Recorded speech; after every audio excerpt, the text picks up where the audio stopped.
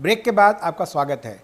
अभी आप बात कर रहे थे सरकार की गवर्नेंस की, तो कुछ नहीं हुआ जो होना चाहिए 67 इयर्स में, और उसके लिए कांग्रेस जिम्मेवार है। तो गवर्नेंस की रेटिंग देखा जाए, अभी एक तुलना आ रही है नरेंद्र मोदी जी की गवर्नेंस गुजरात में, वो बार बार जिक्र करते हैं अपने भाषण में, मैंने गुजरात में ये किया वो किया, और फिर एक देश का जो मनमोहन सिंह की governance, longest serving prime minister of the country, 10 साल तक वो राज किया उन्होंने, तो उस गवर्नेंस को आप किस तरह से आकलित करते हैं? देखिए, एक तो डॉक्टर मनमोहन सिंह का जो कार्यकाल है वो नेहरू जी के बाद नंबर 2 पे है, सबसे अधिक नहीं रहा। नेहरू जी ने इससे अधिक समय एक राज किया उन्होंने। और दूसरा ये कि ये तो अब स्थापित सत्य है, प्रमाणित हो गया। उनके साथ जिन्होंने काम किया, संजय बारू, उन्होंने, और उनके कोल सेक्रेटरी जो रहे पारेख साहब, उन्होंने स्थापित कर दिया, उदाहरण दे दे के, कि प्रधानमंत्री जी के पास पद था, पर पद के साथ जो शक्ति थी वो उनके हाथ में नहीं थी। सत्ता की चाबी जो थी वो श्रीमती सोनिया गांधी और उनके जो राष्ट्रीय सलाहकार समिति और उनके जो चंपू थे उनके पास थी। तो डॉक्टर मनमोहन सिंह की गवर्नेंस तो बाद की बात है, उनके पास तो गवर्नेंस के लिए जो एक न्यूनतम सत्ता चाहिए, अधिकार चाहिए, प्रतिबद्धता चाहिए, वही नहीं थी। तो जब ये सब नहीं था तो गवर्नेंस कहाँ से होती?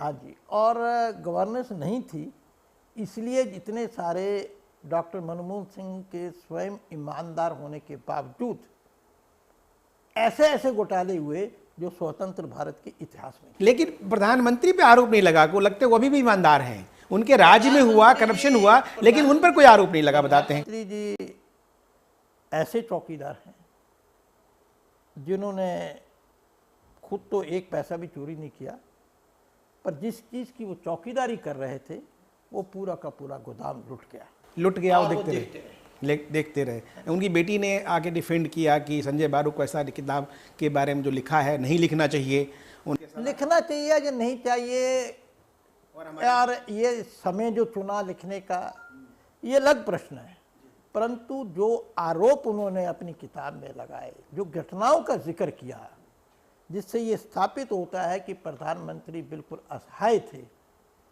इसके बारे में किसी ने कुछ, मतलब जो लिखा संजय बारू ने, एक तरह से कहा जाए वो सत्य है, पीसी पारेख के आरोप को भी, और वो एक समय के हिसाब से लोग कह रहे हैं कि वो प्रायोजित भी था। और ये अब एक बात आती है पीएम पद को लेकर के, राहुल गांधी का भी आरोप है, और दूसरी तरफ से कहा जा रहा है कि देश में संविधान व्यवस्था के खिलाफ पहली बार ऐसा हो रहा है कि कोई दल पीएम को प्रोजेक्ट करके चुनाव लड़ रहा है।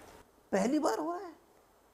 अभी जब 2009 का चुनाव हुआ तो डॉक्टर मनमोहन सिंह प्रोजेक्टेड थे एज ए प्राइम मिनिस्टर, आधिकारिक रूप से नहीं थे, उससे कोई अंतर नहीं पड़ता, सबको मालूम था, सभी लोग उन्हीं के नाम पे वोट मांगे जा रहे थे।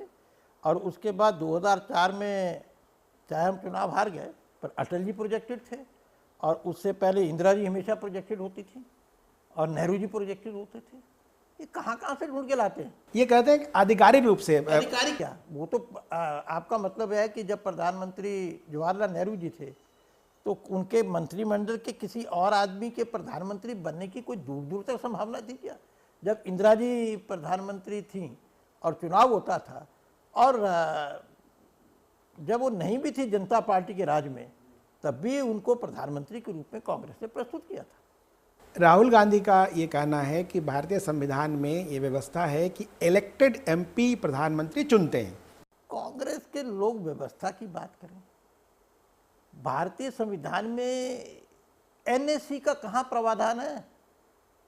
सुपर नेशनल एडवाइजरी काउंसिल, जो सुपर कैबिनेट थी, वित्त मंत्री का तो यूपीए 1 और 2 में काम था टैक्सेस लगा के पैसा इकट्ठा करना, और संविधान में कहाँ ये व्यवस्था है कि जो एनएसी है वो तय करे कि पैसा खर्च कैसे होगा।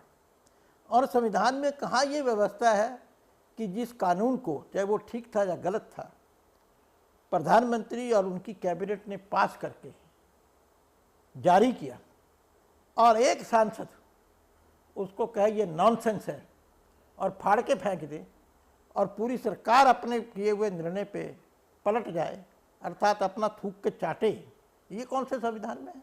तो राहुल गांधी किस संविधान की बात करते हैं? लेकिन एक साथ ये भी देखा जा रहा है भारतीय राजनीति में कि भारतीय राजनीति जनपरक नहीं होकर व्यक्तिपरक होती जा रही है, मैन फोकस्ड मतलब होती जा रही है। ऐसा क्यों हो रहा ये है? भारतीय राजनीति में नहीं है, पूरे विश्व में ऐसा होता है, क्योंकि विचार का कोई मूर्त रूप नहीं होता और कोई भी विचार है तो किसी न किसी व्यक्ति के साथ उसकी पहचान बनती है, वो आइडेंटिफाई होता है। और विचार तो एक एब्स्ट्रैक्ट वस्तु है, परंतु व्यक्ति मूर्त रूप में होता है। और स्वाभाविक रूप से चाहे वो इंग्लैंड की राजनीति हो, अमेरिका की राजनीति हो, किसी समय समय पर किसी न किसी व्यक्ति के रूप में मूर्त रूप ले लेती है और लोग उसी की तरफ देखते हैं।